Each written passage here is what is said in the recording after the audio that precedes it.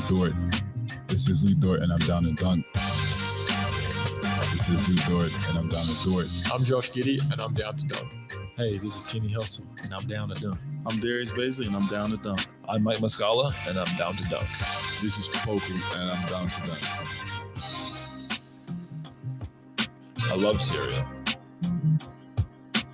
Captain Crunch, Cinnamon Toast Crunch, Cracklin' Oat Bran. Oh, I can have these. I'm going to share with my team, but I'm going to hog most of it. Welcome to Down to Dunk. I'm your host, Andrew Schlecht. We're a part of the Athletic Podcast Network.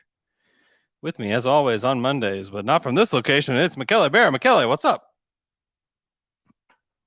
Oh my gosh, McKelley might be frozen. So this is funny. If you're watching on YouTube, McKelley is completely frozen. He has this stone background next to him, and he is camping on the beach. McKelley, are you there? I can hear you, but I'm not sure you can hear me. I can hear you now. You might have to go no video so that we can stick to it. He's in a remote. What about now? Oh yeah, that's better. That's better. Okay. This is it's an audio podcast. It's Voicemail Mondays here on Down to Dunk. So we've got several of you that sent your voicemails in, and we are going to get to as many of these as possible. So yeah, there's nothing to talk about. There's nothing going on in the NBA or with the Thunder. Schedule releases this week, so that's something to look forward to. I think it's Thursday, so get ready for that. We'll talk about how the Thunder are going to play all the teams in the league twice, maybe three, maybe four, maybe even four times. But seriously, we'll talk about the schedule, break it down, and what we can look forward to. But here is voicemail number 1. What's going on, guys? It's Bryson from North Carolina, back again. Just had another question for y'all. Obviously, it's more around the league view and the perspective of like team building, right? So I'll start by saying I'm an NFL fan, and a lot of what I hear from the team that I follow in Washington is like, oh, we'll build the team first and add in like a quarterback, the piece we need later, right? Build the team, build a solid, good team around, who you have right now, and then go from there, drop a piece in kind of thing. And I think about that a lot when it comes to Oklahoma City and how they're building through the draft and how we talk about maybe they'll capitalize some of those picks in and, get a vet, whatever the theory is that you decide to go with. But I guess my question is, why do we think that you have to have a top 10, 15 player to be in the championship talk or something along those lines? I feel like you can build a solid enough team. And I just go back to the question I heard last week. The guy talked about you have 3 max slots. And I mean, I guess you don't, my thing is you don't necessarily have to have 3 maxed out players. I feel like if you have maybe 2 players, top 25, top 15, another top 25, 30 player, maybe not top of the top, A tier, S tier, but maybe like B plus, A tier. Like you get enough of those and you surround them with the role pieces you need. Why can't they be a contender? So that's kind of my question. Why do we look at it as like you have to have a undoubtable superstar on your team or several to be able to be a contender? Thanks, guys. We love you. Keep it up. Thanks for the question. It's a good question. Let's just go back. Let's go back and look at the history of the last decade or so of teams that won the NBA title. So the Golden State Warriors in 2022, they have a guy named Steph Curry. McKelley, we can't see you. It sounds like you're maybe crunching through the woods or something. And then 2021 is the Milwaukee Bucks, Giannis. Definitely a top 5 player. 2020, LeBron James and Anthony Davis won the title in the bubble. 2019, Kawhi Leonard and the Raptors win. 2018, the Warriors with Kevin Durant, Steph Curry. 2017, Steph Curry and Kevin Durant. 2016, LeBron James. 2015, Steph Curry. 2014, Kawhi Leonard, Tim Duncan. 2013, LeBron James and Dwayne Wade and Chris Bosh. 2012, same crew. 2011 is where we get to a team that maybe didn't have a guy that was considered to be like a top 5 player. We've got to go all the way back, longer than a decade ago. Longer than a decade ago, we get to the Mavs, who still had Dirk Nowitzki, who's one of the best players of all time. Great. Then before that, 2010, you have Kobe Bryant and the Lakers. 9, Kobe Bryant and the Lakers. 8, Paul Pierce, Kevin Garnett, Ray Allen. 2007, Tim Duncan, Manu Ginobili, Tony Parker. 2004 is another exception where you have like a really solid team. But we're talking 2 exceptions. And then we have to even go back further. You get Spurs, Lakers, Spurs. And then we're at the Bulls dynasty. For their second three-peat. Then you have the Rockets, intermission from the Michael Jordan era. Then you're back to the Bulls. Like the next team that's an exception to the rule, like I don't know that there is one. Or maybe the 79 Sonics. But even then. So we're talking about if you want to win the NBA championship, what do you have to have? You have to have a top 5 player. Like you just absolutely have to have one. I wish that it was the case that you could just build a solid team. And if it just depends on what your goals are, I guess. I mean, the Memphis Grizzlies of the Grind City era, were a really solid team. They were really good. And they didn't do a whole lot with regards to winning, but they were just solid. They were always in the mix. They were always a team you didn't want to play in the playoffs. Like the Thunder could build a team like that pretty easily, I think. I think the team they have now could turn into that pretty easily. So if the goal is to win a title, that's why. Because there's 2 exceptions in the last 30 years. You know? And could you be one of those? Could you be a Detroit or Dallas? You could be, but everybody else has one of those guys. You know, the only other questionable one would be Kawhi, but Kawhi, he did it with multiple teams. So you can't even really question it. Got to have those guys. You can't count on being an exception to the rule. I mean, that's the thing. And if you're the Thunder, you've got to be different. You just have to be different if you want to make it there. So, McKelley, he's back. Let me see if I'm really back. Oh, this is a better connection than the other one. Yeah, it's basically LTE. I tried to switch to a quieter location because my son was not having it, me being nearby. And so here I am. I heard you answering the last part of the question, so allow me to jump in. Sure.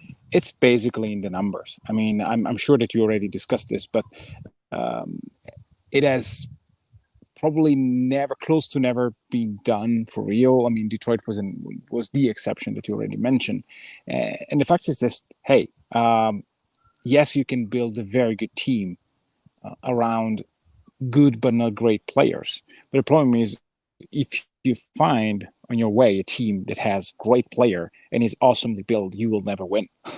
Like the fact that Detroit team probably beat a dysfunctional team. Very good, very talented, but dysfunctional one.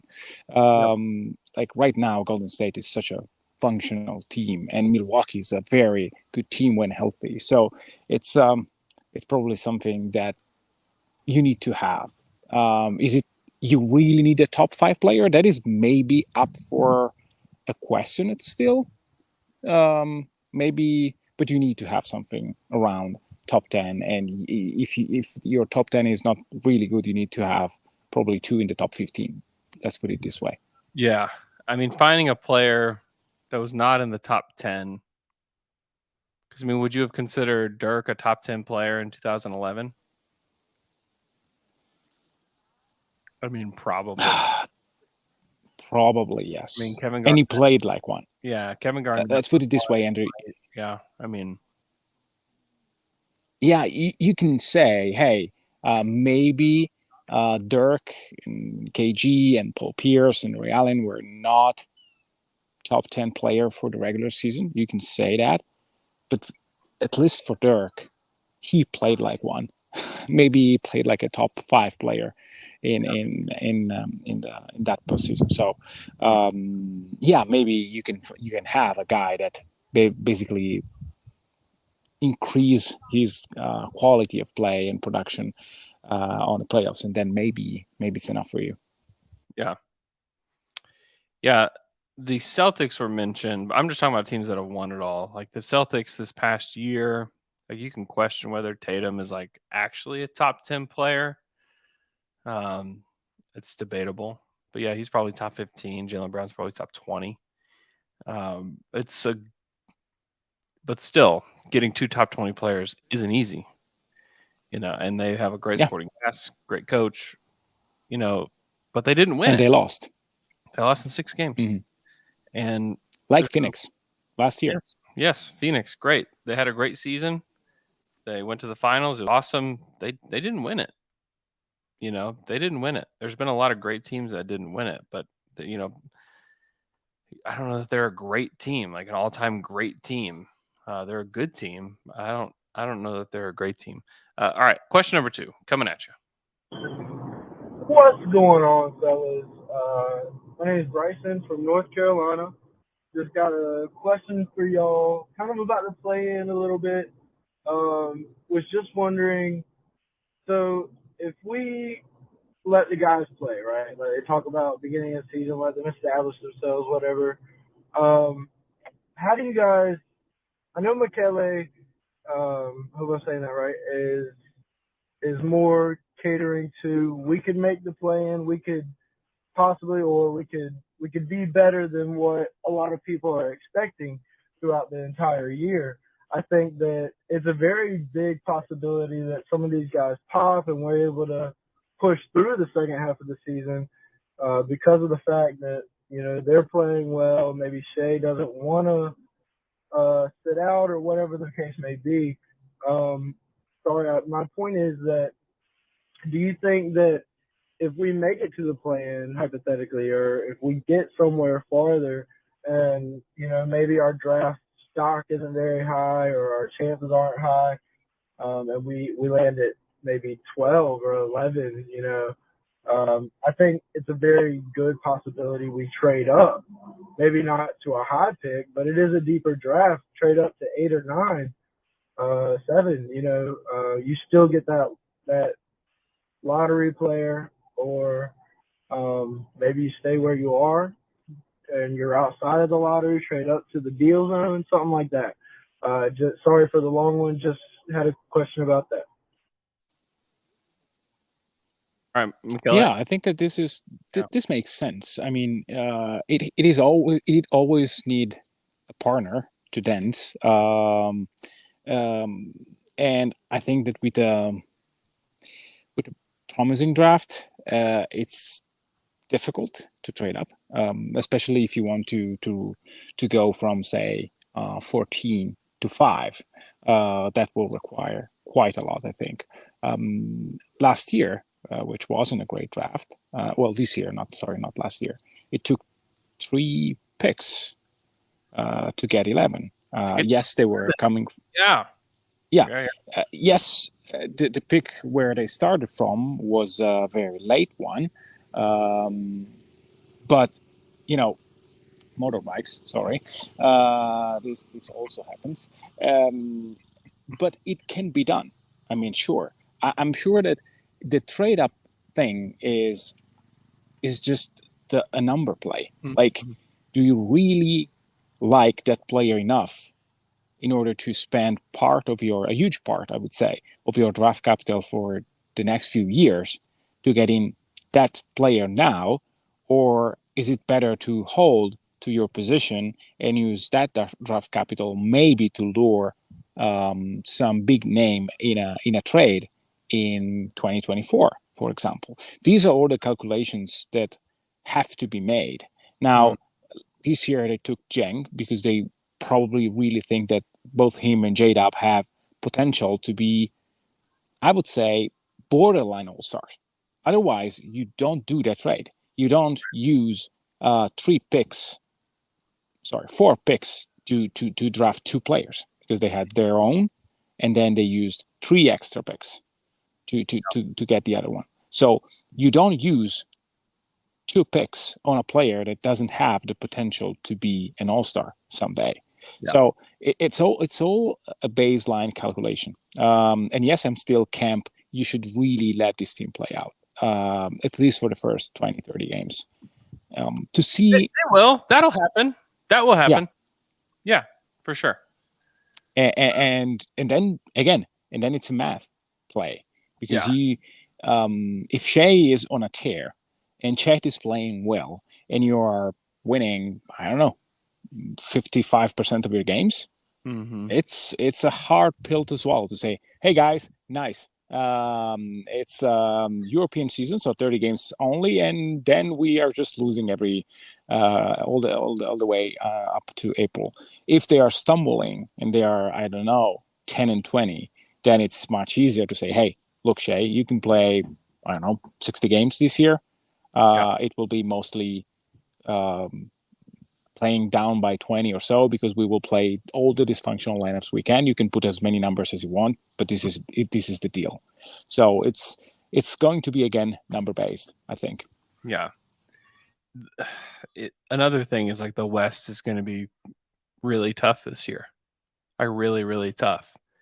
I mean, it's hard to find teams that you're confident the Thunder will be better than. Like Houston, I think the Thunder will be better than Houston. And then it's like Utah still has a lot of work to do for them to be worse than the Thunder. Yeah.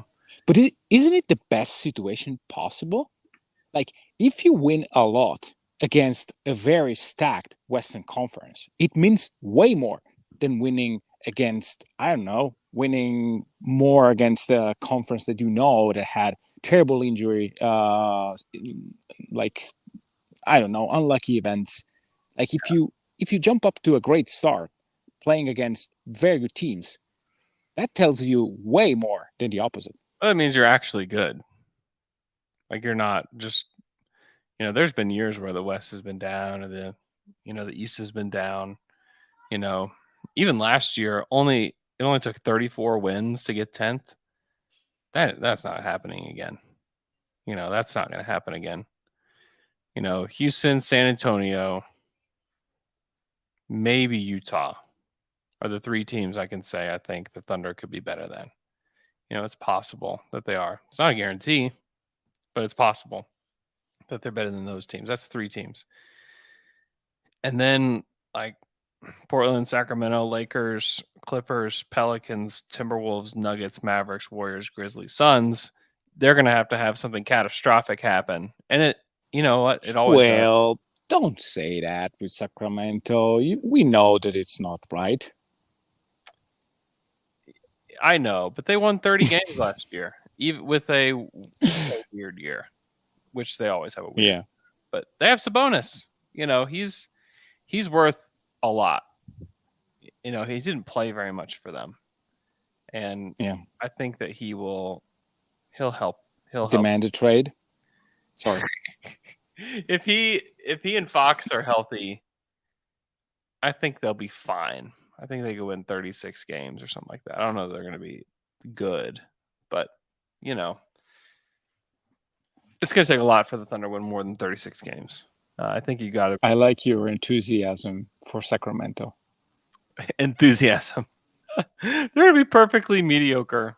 It's going to be great. It's going to be great for them. 36 is an enthusiastic result for Sacramento. So?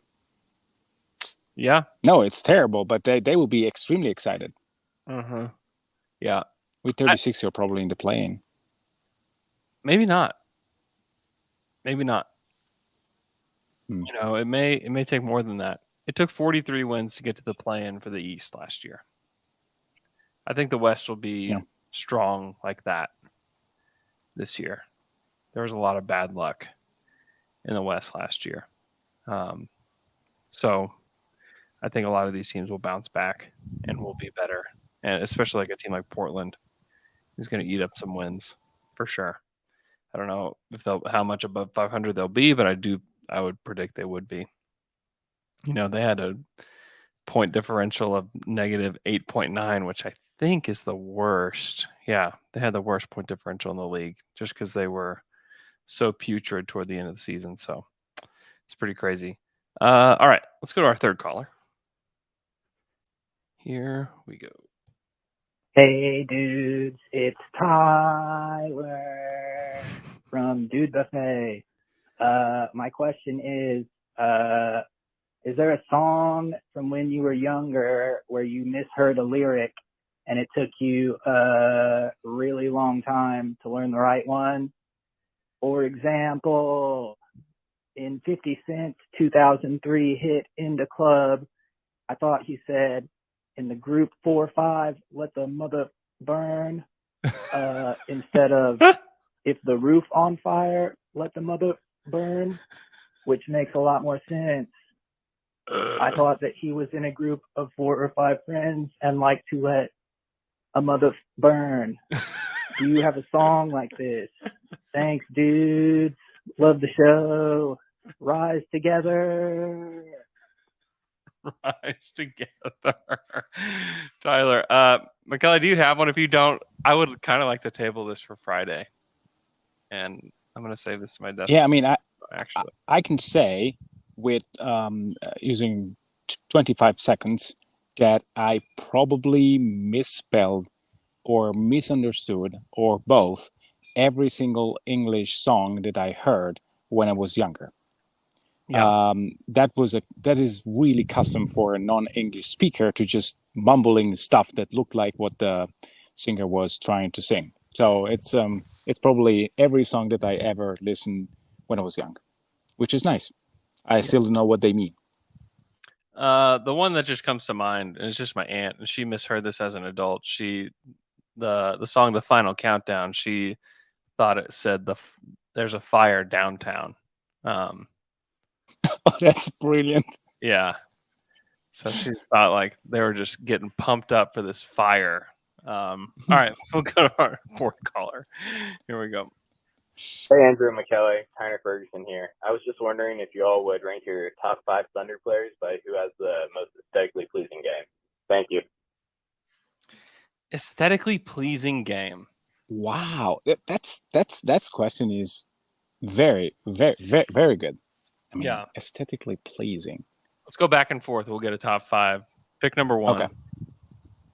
Kevin Durant. Like not even close. Are we talking about current Thunder or all time? I think it's current, but if we want to go all time, sure. Let's go current so that we don't have to hurt our hearts. Number 1, Shai Gilgeous-Alexander is like so much fun to watch. The way he gets downhill, the way that he can pull up.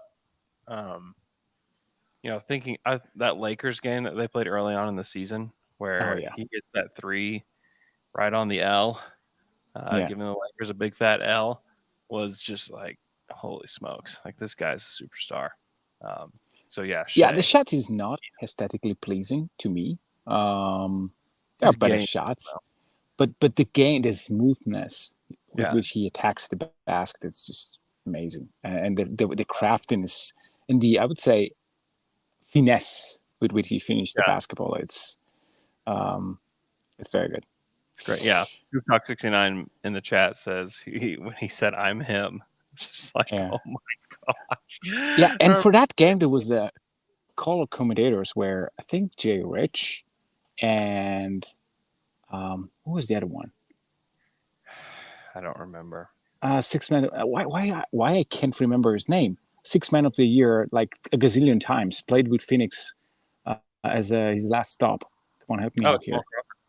Yeah, Jamal Crawford. Sorry, I could picture his jersey, but not the name. Yeah, I don't remember the game. I don't remember their call, but like I do remember them doing a game. Yeah, Yeah. it's interesting. Yeah, Yeah, yeah. this was their second win of the season. They beat the Lakers 107-104. Shea had 28, 3 and 6, 4 of 7 from 3. Just a monster night. Lou Dort had Yeah. 17. Derek Favors had a double, 10 and 12. It's funny. Yeah. Okay. Who else? Aesthetically pleasing. You get the next pick. I see that my connection is not so great. Uh-oh. So We are. I'm gonna remove McKelley. Maybe we can bring him back. Okay. So let's go through the other aesthetically pleasing players on this team. I honestly think that the next guy up might be Trey Mann. Because when Trey really has it going, and it was kind of a shame he didn't really have it going all that much in summer league. There's something up with his handle. I didn't know what was going on. But when Trey's really got it going, there's not a lot of guys on this team that are more fun to watch than him. I thought he was amazing last year when he had those like 20-point quarters. Just like, I mean, this guy was gonna make anything that he put up. Then from there, we're talking about like offensively aesthetically pleasing or defensively. Honestly, not offensively is definitely not aesthetically pleasing, but watching Lou Dort play defense on somebody one-on-one is so much fun. That dude will just lock guys up. And, specifically like that Sacramento game where he was guarding De'Aaron Fox. Unbelievable performance by him. And then we're down to like, okay, who potentially has a aesthetically pleasing game? Like Chet, definitely. Just the way that he can get up and down the court. His pull-up game is pretty nice. His step back is pretty nice. And then it gets kind of interesting from there. Like, who's aesthetically pleasing from here? Hit me up in the chat if somebody else is. Nate Thomas says Poku is aesthetically pleasing. Poku is, I'd say he's pleasing in some ways. But there are moments where you just bury your head in your hands, just like, oh my gosh, what's going on here? I think Jalen Williams, J Dub, will have a game like that. I think Kenrich does. I think that he's got just kind of a smooth game too, but he's not really high usage. We got some work to do in that category on this current team. So yeah, but it's a good question.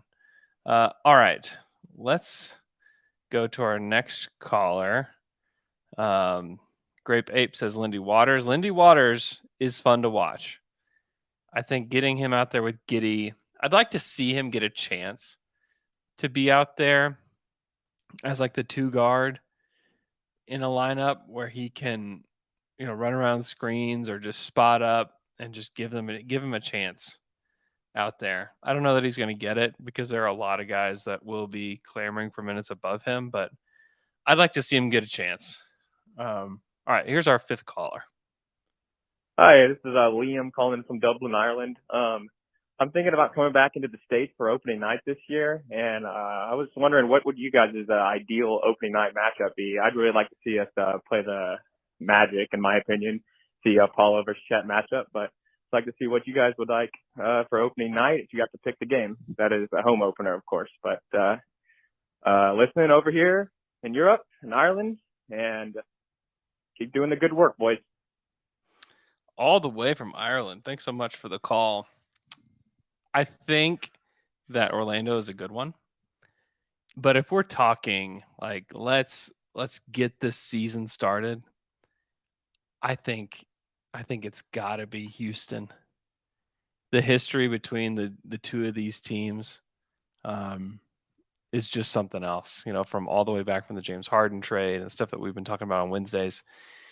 All the way up until like now, they're kind of like racing to be 2 good teams that have been tanking for a minute. And, I think Orlando's fun And I think like Detroit would be fun. But there's not another team that we're necessarily like measuring ourselves up against more than Houston when it comes to like, okay, we got, they've got, Jalen Green, and we've got Giddey, and they've got Şengün, and I was actually on a Rockets podcast recently. They're talking about how like Usman Jang and Şengün need to be kind of tied at the hip for their careers, because essentially the Thunder used the assets they got in the Şengün trade to take Jang, and they essentially chose Jang over Şengün. And if you were to ask me, I like it just because choosing a wing over a big is something that I would do almost 100 out of 100, unless I think that big is going to be Joel Embiid or Jokic or something like that. I don't think Şengün's going to be that. So I like the bet they made. I don't necessarily love Jang as a player. He wasn't one of the guys that I loved during the draft process, so I need to see more from him. But I like the idea of picking like a 6'10 wing over a 6'10 big. That's like just going to be a big and is going to struggle to defend in the pick and roll. So Houston would be the one. Houston would be the one that I think I would be most excited for. I think Paulo Chet would be exciting, definitely. But I think the game that I think we'd be most excited for, and a game that I think we could potentially win, because like winning on opening night here would be really fun. I think it would be really fun. They're not going to win very many games, and so just winning would be great. Let's see. Oh, Zeke Snyder mentions Giddey and aesthetically pleasing. I can't believe I didn't say Giddey. That was really dumb of me. Watching his passing, his shot isn't aesthetically pleasing, but like in the open court, Giddey's got the ball. He's running with two guys. Like there's not a lot that's more fun in the league. And we got to see that in Summer League a lot. And man, what a blast that was. Yeah, Giddey's at the top, toward the top of the list, probably along with Shea. All right, here's our sixth caller. Hi, Andrew. This is Chuck Cohen. I called a couple of weeks ago with a question or a thought. Actually, I have two this week regarding the Thunder. One would be, since I see a lot of good improving teams in the Western Conference, what's your guess, since obviously OKC is going to be better, in where they will land at the end of the season and towards the draft? I mean, I think they're going to win about 10 more games, but a lot of it's a tough conference this year. And the second has to do with KD. I have my own theory on why he wants out of New York. I think it's financial. I think he's taken a beating on his investments since he moved there, and he just wants to get out of that city. I think he's lost a lot of money in the last year and a half, because he's into crypto and a lot of those other things. But the question is, do you think OKC could possibly get involved in the three-team trade, if he does indeed get traded? Personally, I think he's going to stay in Brooklyn.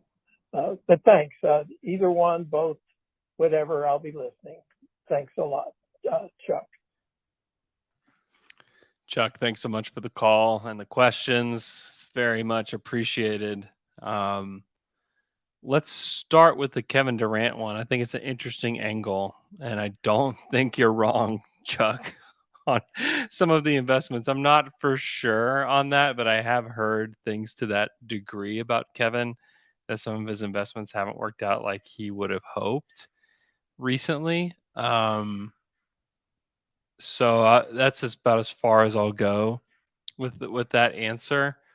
I do think some of it is basketball related, because they haven't been able to get past round one, or round two, I mean, and he doesn't have a lot of time left, and tying himself to Kyrie Irving and Ben Simmons is kind of scary, honestly. Like, they're theoretically the best team in the NBA, but only theoretically. We haven't seen them play. And so I think that some of it could be that he doesn't want to tie himself to those two players in particular. But I do think some of it could be off the court related as well. As far as the Thunder getting involved, I mean, it's always possible because the Thunder do have picks and lots of them. And so if they could, trade some picks for some future picks, that's a possibility within the trade. But the other complication is that the Thunder don't have the cap space to get in on a trade like this. So theoretically, a way they could have gotten involved earlier this summer was they, have $15 million in cap space and they absorb a player and get a pick to take that player on. So they don't really have that option now. They also don't have roster spots available. So I would guess that they will not be involved in like a 3-team trade. But, Sam is one of the more creative people when it comes to trades in the NBA. So I won't doubt Sam's ability to squeeze in there and do something. But I would say the odds are quite low. And then we talked a little bit about the West earlier. I can talk more specifically where I think they could land. I think Houston will be the worst team in the West. They've improved their talent, no doubt. But we're talking about counting on 2 rookies in order to, for them to be their 2 best defenders. It's not a good thing to count on. Like asking Tari Eason to come in and make a huge impact in year 1, he may put up some numbers, but man, I would be shocked if he contributed to winning basketball to start his career. He could develop into somebody that does, but I would be quite surprised if that were the case. So I put Houston at 15th in the West. Next, I would probably say San Antonio at 14th. That's where the Thunder landed last year with 24 wins. I think that San Antonio is going to take a pretty big step back. They still have some good pieces on their team, so they're not going to be putrid. And they need to trade Jakob Poeltl, I think, in order to be that team, and I think that they probably will do that. And then I think the Thunder will be in this battle where there's a chance that Utah, honestly, they've got a ton of picks in the Gobert trade. There's a chance they don't trade Donovan. They don't get what they want. They don't trade him. They end up trying to play this season out, see how it goes, and then try to move forward where they're fighting for the play-in. That's not impossible that they do that. I mean, they won almost 50 games last year, and they got some interesting pieces on their squad still. Some people act like they just traded Mitchell and everything's torn down. Well, they're still kind of a team that's okay with some of the pieces they have. Mike Conley and Bogdanovich and Jer Vanderbilt, I think, is interesting. That's not a good team by any stretch, but I think that there's a chance that they're right there with the Thunder. The thing with the Thunder is that they're the youngest team in the league by a pretty decent margin. Average age of 22 with Favors on the roster. And Favors, I don't think will be on the roster moving forward. So I like what the Thunder are building. I just think when the average age of the team is 22, boy, is it tough to win games. And that's not anybody's fault. It just is. It's really tough to win games when your average age is 22. That's just the way the NBA rolls. So I would be surprised if they landed above 13 or 14. I would think they'll be 13 or 12 or 13 is where I think that they'll end up. Because then we're talking about teams like Portland, Sacramento, Pelicans, Timberwolves, Nuggets. Some of these teams that are going to be in the play-in are going to be man, we thought we were really good. Minnesota, man, we made all these moves. We're still in the play-in? Yeah, it's going to be tough. Phoenix and Memphis is one that could fall, that I think will fall into the play-in range just because they're missing Jaren Jackson. Kylie Anderson's gone. DeAnthony Melton's gone. That team is going to take a little bit of a step back in order to hopefully take a step forward with these young guys. But, man, they're going to be playing a lot of young guys too. And without Jaren Jackson, it's going to be a really interesting start to the year because I don't even know who starts for them and they were the number 2 seed. So I think they may take a step back, but they won 56 games last year, and they dealt with a lot of injuries. So I just wonder what that looks like for them. Golden State's not taking a step back. They're going to be awesome. I think the Mavericks are still going to be good. I don't know they'll win 52 games. I think they'll win probably high 40s. The Nuggets won 48 games last year. Didn't have to play in the play-in, and they were missing 2 of their best players. They're going to be good. They got some pieces in. KCP is going to be really, really helpful to them. The Minnesota, like I mentioned, the Pelicans. Man, the Pelicans are going to be really good. They'll have CJ McCollum there for the whole year. Zion's supposed to come back. It's a dangerous squad. They got momentum on their side too, and they started the year so bad, so bad. I haven't even mentioned the Clippers. We're going to have Kawhi and Paul George coming back. And everybody remembers Bird Night whenever Paul had COVID. I mean, that was a great thing for the Thunder. It ended up getting them Jalen Williams. Praise the Lord for that. But man, the West is tough. And then I haven't said anything about the Lakers. I mean, the Lakers are going to be in the mix. I don't think they're going to be a good team, but man, the West is tough. There's a few teams that are going to be bad, maybe 3 or 4 teams that are going to be bad, but it's a lot of teams that are going to be trying. So I think the Thunder will be better, but I think that better will also coincide with the West being better. But it's good. But that's a good thing. It's a great thing. We should all say this is a good thing, because if the Thunder get one more blue chipper on this team and maybe they actually get lucky again 2 years in a row, boy, like watch out. The Thunder are going to be floating to the top of the West sooner than people can imagine if something like that could happen. So, all right, caller number 7. Andrew and Mickey. It's Trey Brown again, calling with another Monday voicemail question for you guys.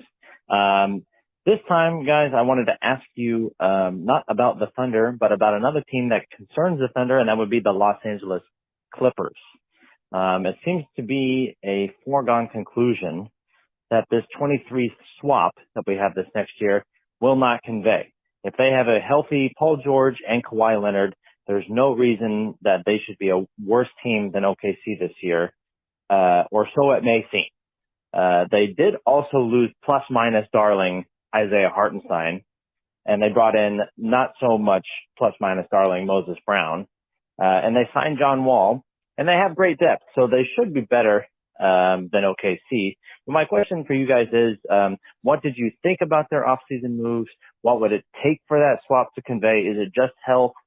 And when do you think there would be a decline and a sort of a swap in regards to how good the Thunder are, and if they're better than the Clippers, what year you think that might be? Is that as soon as 2024? Do we have to wait till 2026? Will it even be in 2026? I know that's just a pick, but we do have the swap in 25 as well.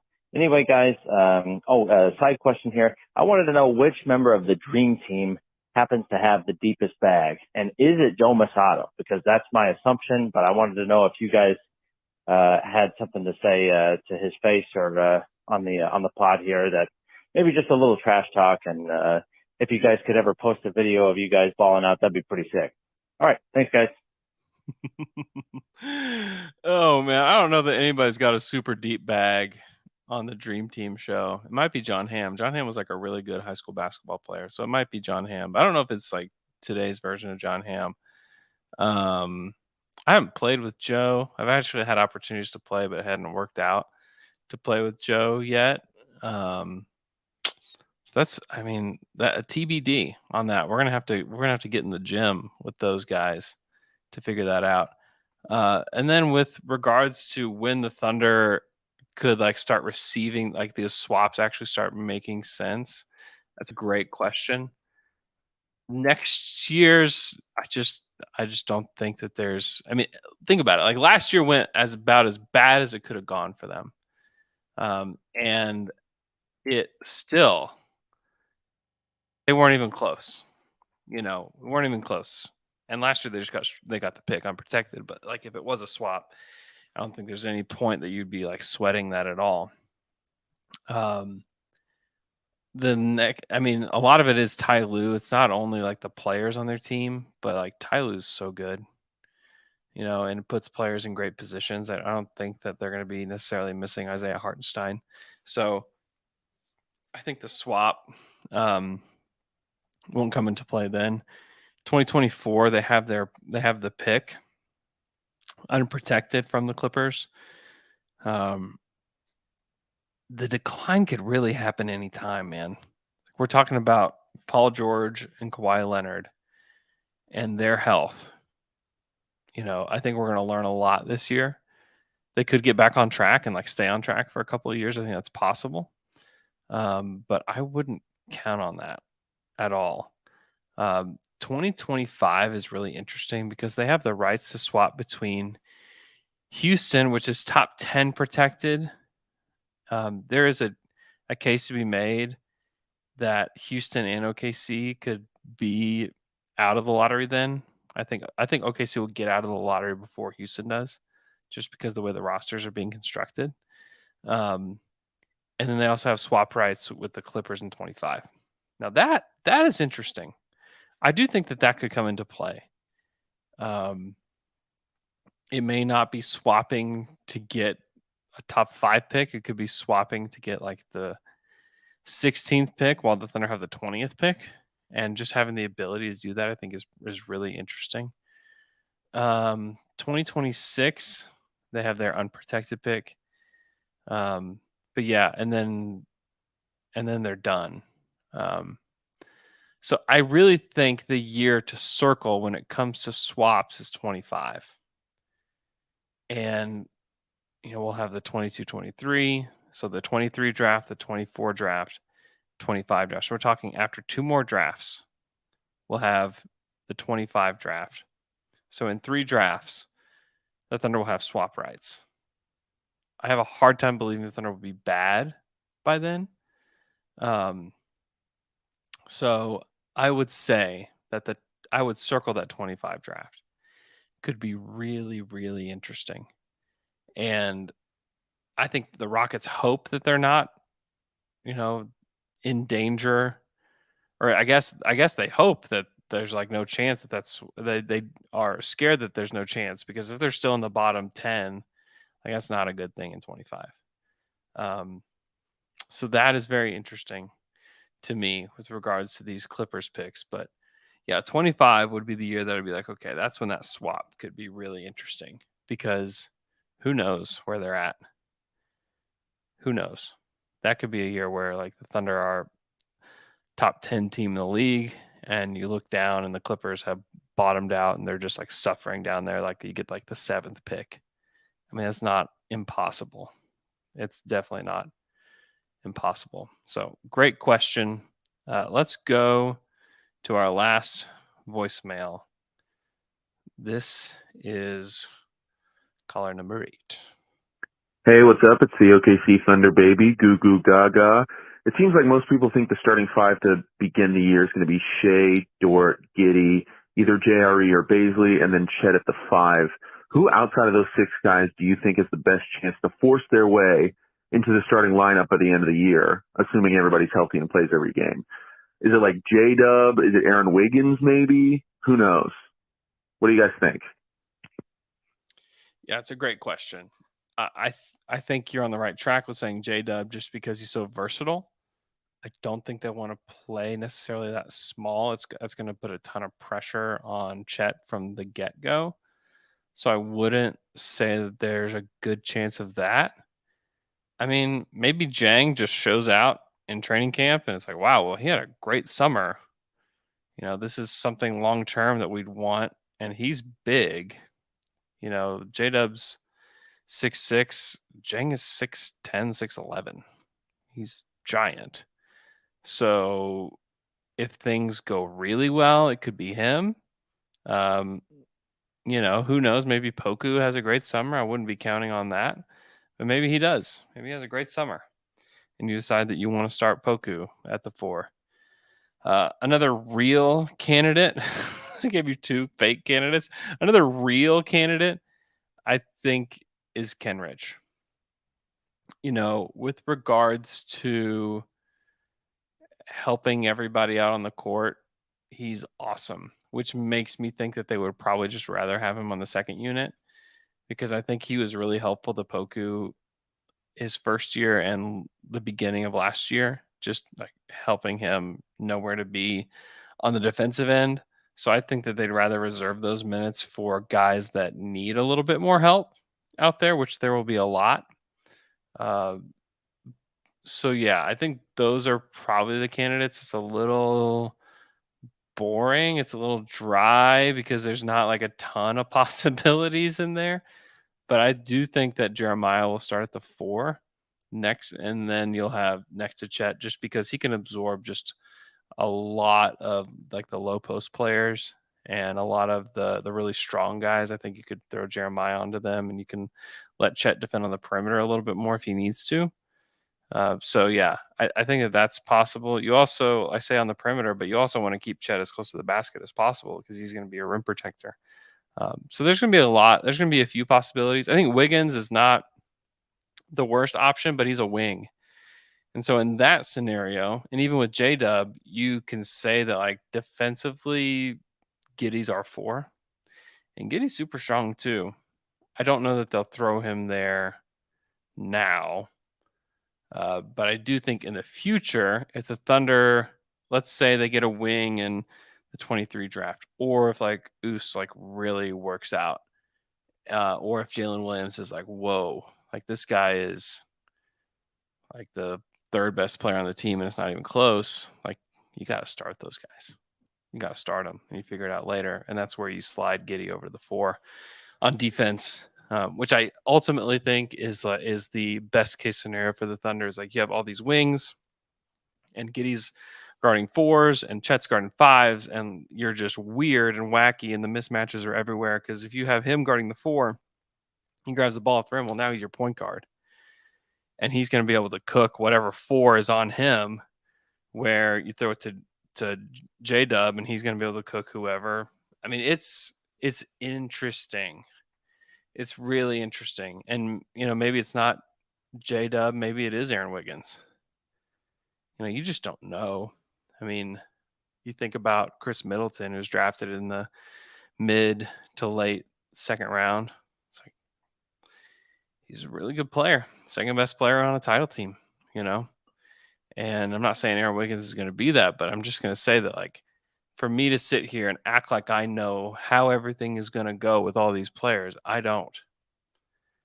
And even if you listen to the Fry Pod, I had the guys choose between Aaron Wiggins and Jang, and they chose Wiggins. And I would have chose Jang for a lot of reasons, just because Jang's got better size, he's got better feel for the game, he's got tons of potential, and you just have to take a swing. Now, Aaron Wiggins has a better starting point right now because he's been in the league. He's also several years older than Jang. I think he's like 4 years younger. I think Aaron Wiggins is 4 years older than Jang. So it's a little bit unfair comp for those two. But there is a world where Aaron Wiggins is just like better than him. And like Aaron Wiggins is a good player. There's a world that could happen. So okay. I think that's all the calls we have. McKelley is gone. And we will have another Summers of Sam podcast on Wednesday with me and Alex Spears. So get ready for that. If you missed our Mitch McGarry episode from last week, I highly recommend just listening to the Mitch McGarry episode over again. I think we'll start the podcast with some corrections and some information that was gathered post-pod. So I hope you guys look forward to that. I hope you guys are having a great Monday. I'm sitting in my house right now without air conditioning because my air conditioner went out. Miffed and peeved about that. If we're doing a little miffed and peeved here at the end, so I'm waiting on a new air conditioner to come to my house and be installed. I act like the air conditioner walks over itself. That's how delirious I am right now with this heat. Hope you guys have a great rest of your day. White Black says Jang didn't even start his NBA career. I know. That's what makes this difficult. That's what makes this all really difficult. It's like trying to make judgments on players that haven't even played yet. It's tough. It's tough right now. We're just gauging potential over what we have seen, and I would take potential at this. Today I would take potential. We're still at the beginning stages of the rebuild, so like there's no point in not taking the swing on somebody. You're right, white black. All right, you guys have a great rest of your day. We'll talk to you guys again on Wednesday.